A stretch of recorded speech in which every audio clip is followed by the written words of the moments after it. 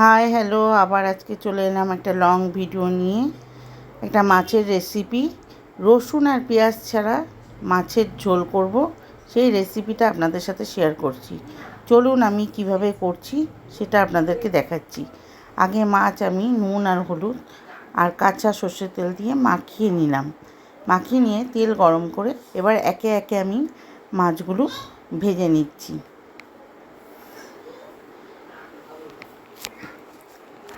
মাছগুলো একটুখানি সুন্দর করে কড়া করে ভাজবো। আমি এক হাতে মোবাইল ধরে মাছটা ভাজছি বলে এদিক ওদিক হয়ে যাচ্ছে, একটুখানি বুঝে নেবেন আপনারা। এই কড়াইতেই আমি জিরে এবং লঙ্কা ফোড়ন দিলাম। দিয়ে জিরেটা যখন একটু ভাজা ভাজা হয়ে যাবে, লঙ্কার ফোড়নের গন্ধটা উঠবে, সঙ্গে সঙ্গে আমি আলুটা দিয়ে দিলাম। দিয়ে একটু ভালো করে আলুটাকে ভেজে নেব। খুব বেশি লাল করে ভাজবো না, কিছুটা সেদ্ধ হবে আর কাঁচা আলুর গন্ধটা থাকবে না, এই রকম আলুটা ভাজবো। এবং মশলাটা আমি কি দিয়েছি সেটা আপনাদের বলে দিচ্ছি। ধনে, জিরে, লঙ্কা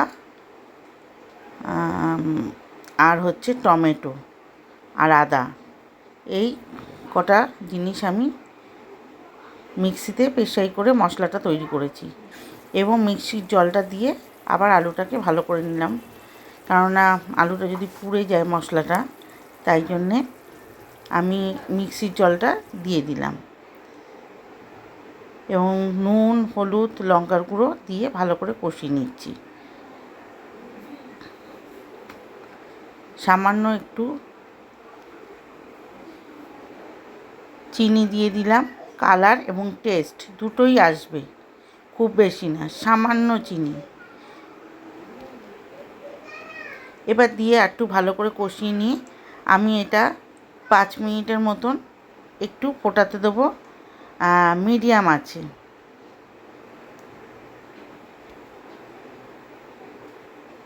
ঢাকনাটা খুলে দেখুন কিছুটা তেল উপরে চলে এসছে মশলার, কিন্তু এটা আটটু হবে, এখনও কাঁচা গন্ধ আছে মশলার, আর আলুটা অল্প সেদ্ধ হয়েছে। তাই আমি আবার 5 মিনিটের মতন ঢাকা দিয়ে দিলাম। রান্নাটা নিজের মতন করে করতে হবে। এইবার যেটা আমি করলাম, দেখুন মশলাটা পুরোই তেলটা ভেসে উঠেছে, মানে মশলাটা একদম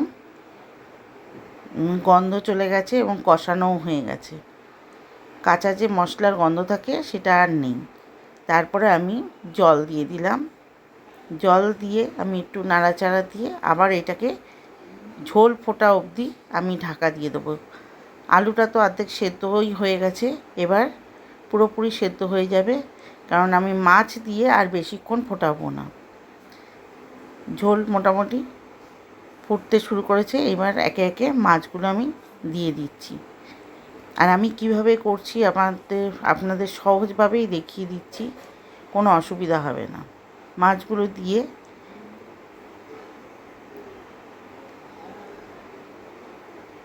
নাড়াচাড়া দিয়ে একটু ঝোল মাখিয়ে নিলাম। আপনারা যদি এর থেকেও বেশি ঝোল রাখেন তাহলে একটু জল দিয়ে নেবেন, আমাদের আর ঝোল লাগবে না, এইটাই ঠিক আছে। এবার গরম মশলা দিয়ে দিলাম। গরম মশলা দিয়ে আর সামান্য একটু ঘি দেব। আপনারা ভাবছেন মাছে আবার ঘি দেয় নাকি, এইভাবে করে দেখবেন, খেতে সত্যিই টেস্ট হয়। খুব বেশি ঘি না, কিন্তু জাস্ট গন্ধটা এত সুন্দর হয় ঘি গরম মশলা দিলে।